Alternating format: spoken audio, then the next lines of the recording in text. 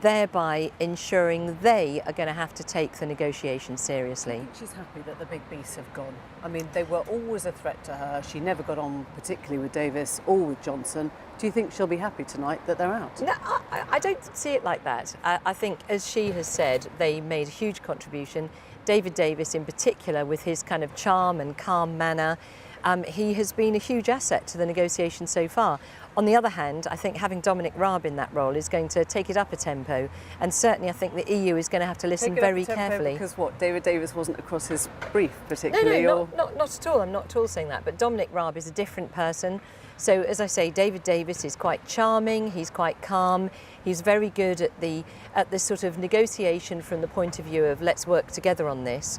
We're now quite short of time. I think Dominic Raab is going to up-pace things a bit, and we're obviously, as a result of Chequers, not only have we moved our position a bit, still keeping to our red lines, but also trying to address the EU's red lines, in return for which we want to see them come to the table, and of course we're stepping up our no-deal preparations. That Boris Johnson letter of resignation was incredibly graphic in what it described. The Boris dream, the Brexit dream is dying, suffocated by needless self-doubt.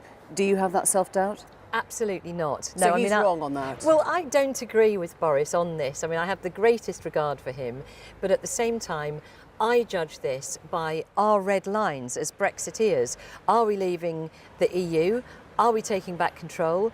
Are we leaving the customs union and the single market? Will we get rid of free movement? Because you know what and we will do Boris all of Johnson those things. said about it in his own rather scatological fashion, what he thinks that those who stay behind are doing. Do you feel you're accepting something which is rubbish? No, as I say, I measure this by what the people of this country voted for. That will always be my yardstick. We are leaving the European Union, and that is absolutely key. It's what we promised people, and that's what will really punish us, is if we fail to deliver on the wishes of the people, and that's what the Prime Minister is determined to achieve. So just to go back to your red lines, because you've been very explicit here, we're going to take back our sovereignty, our laws, our borders, our money. You believe what was laid out on the table on Friday is all of those? Absolutely, and red lines in terms of EU citizens given preferential treatment, perhaps? Free movement will end. Free movement will absolutely she hasn't end. ruled out, Theresa May, hasn't ruled out preferential treatment for EU citizens over, say, the treatment given to Indian citizens. No, what the Prime Minister has made very clear is that under free trade arrangements, you do sometimes negotiate special relationship on visas. For example, if you have, Rolls-Royce is a fantastic developer of control systems for nuclear power stations, you might need people to be able to fly in at short notice. But it's more than just visas, isn't it? If there was preferential treatment for EU citizens across the board... But there won't be. Free movement will end. We will be back in control of our immigration policy. She could have ruled that out very easily. She has. She's been very clear, saying free movement on Saturday will end. She couldn't rule that out. I mean, she couldn't rule out preferential treatment for EU citizens. I'm just asking whether, if that is the case, would that be a red line? Would you have to walk away then? Free movement must end. That is indeed a red line for me. But the Prime Minister has been clear, free movement will end. She was clear again today in her statement in the House of Commons. Free movement will end. We will not be paying EU membership fees. We will have back control of our borders and our laws. The ECJ will no longer have jurisdiction over us. We're leaving the customs union and the single market and the CAP and the CFP. We're definitely delivering on Brexit. I wonder what you think of your own party tonight. We have seen Europe bring down 3 prime ministers and attempt to bring down another. Isn't the truth that your party will never be unified over this issue? It just has to be left to someone else, some other party, to sort out the mess. I completely disagree. And you disagree that it brought down Thatcher and Major and Cameron and possibly May now? Your point is that it needs to be left to another party. The other party would be Jeremy Corbyn. Really? Do you think he could actually organise anything like this? What I'm asking you to look at is the divisions with the ERJ, with the different groups, with the 1922 committee, with the Remainers that have come in, with the Brexiteers that have come out. That doesn't look like a party that has got its act together.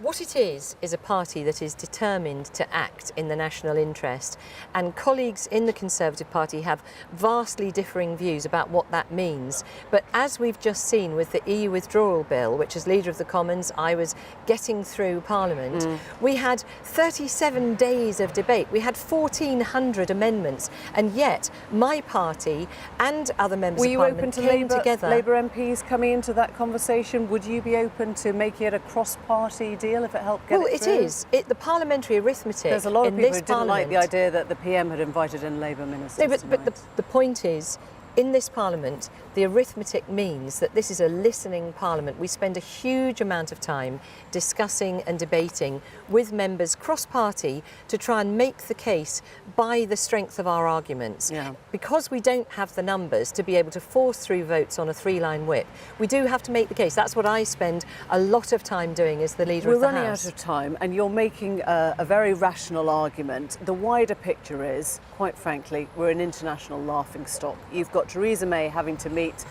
Angela Merkel tomorrow. We've got the President of the United States flying into town on Thursday. We look like we do not know what we have been doing for 2 years, nothing to show for it, and exits, resignations and threatened assassinations all over the place. Well, I take a completely different view.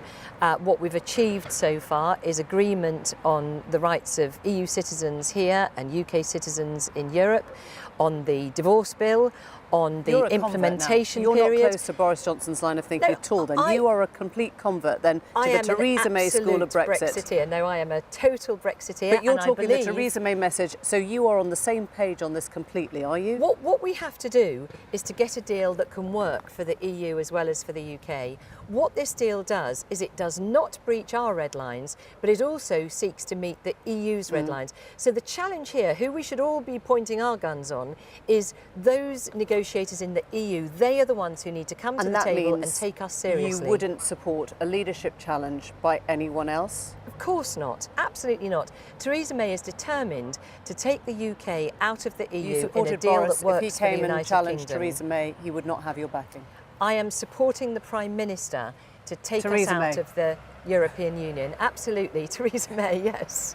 She is the Prime Minister. Andrea Leadsom, thank you very much. Thanks for joining us. And we'll be back a little later to chew over some of those international issues as well with Nick Watt. But right now, back to Evan in the studio. Emily, thank you very much indeed. And first, apologies, because I was here on Friday when we got it wrong and we implied the Prime Minister had pulled off a major coup in securing cabinet.